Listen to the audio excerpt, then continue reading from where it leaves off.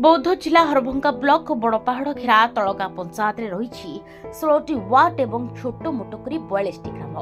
सरकार सामाजिक सुरक्षा निमित्त विभिन्न भत्ता यथा विधवा भिन्नक्षम वार्धक्य एवं वयस्क प्राप्त युवती मानकु सरकार एही भत्ता योजन अंतर्भुक्त कर मासकु 1000 एवं 80 वर्षर अधिक वृद्ध वृद्धा मानकु एवं भिन्नक्षम मानकु मिलुछि 1200 टंका। हेले प्रतिमास 15 तारिख रे भत्ता पाई तेल लुण औषध पत्र लगाई पारुथिले, किंतु जिला प्रशासन कड़ा नियम ना पंचायत बाबू कड़ा नियम सांघातिक घाइला होई पड़िछंती हिताधिकारी वृद्ध वृद्धा, जहाँकि जो वृद्ध वृद्धा पंचायत को न आसी पुआ किंबा नाती किंबा ग्रामर वार्ड मेंबर आसी ठीक ठाक भाव में भत्ता टंका पहुंची जाउथला हिताधिकारी निकटरे, किंतु एथर निजे न आसिले भत्ता मिलिबो नाही बोली ऑटो भड़ा करिले 500 टंका देवाको भड़ा देवाको पड़े थाए।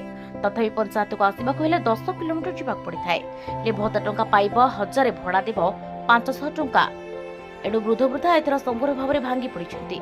आ पंचायतर सबुठु अति अगम्य ग्राम हेला स्थान खजुरी बड़ खजुरी राणीसाही गुतीबिड़ा नेड़ीगुड़ा बुरुड़ी। ए ग्राम ए सब ग्राम को जीवाक हेले 5टी घाटी 5टी पहाड़ डे जीवाक पड़े थाए। रास्ता कथा न कहबा भल। वर्तमान परिस्थिति रे जड़कर देह खराब किंबा जणे गर्भवती माँ को मेडिकल नेबाकू हेले एकमात्र भरोसा खटिया किंबा डुला भार 10 किलोमीटर बाट अतिक्रम करने को पड़े थाए। आ भत्ता नेबा पई कोन आसिबे? एडु तुरंत जे वृद्ध वृद्धा माने चाले बुली पारुनाहांती सेमानकर संपर्क किंबा निजे पंचायत निर्वाही अधिकारी हिताधिकारी पाखरे भत्ता टंका प्रदान करबा पई दाबी हेउछि। ए दिगरे प्रशासन दृष्टि देबे बुली आशा मध्य करा जाउछि। तम ना कोन? तम ना तुम कुआडे आस? भत्ता पाई कोठु आइल? कहीं आइज?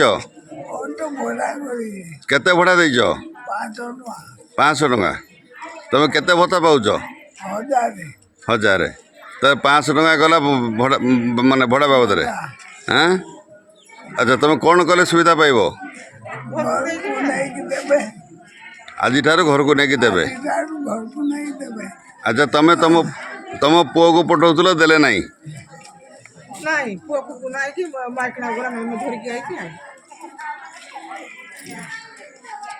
को पुओ को पठेवा को होंदा पुओ को गोरा देले नहीं होंदा तापर मु धर के मोर स्वामी को आसी जे आज आ। अच्छा, तेणु वर्तमान सरकार जहाँ कर भूल कर ठीक कर हेले दुआर दुआर नहीं दबा आवश्यकता अच्छी। यहाँ चाहूच तो ठीक है। झरिया काना धर के ऑटोटे करी 500 टका देवी काना लाभ। बौद्ध अग्रसन कर्मी की रिपोर्ट प्रसाद न्यूज।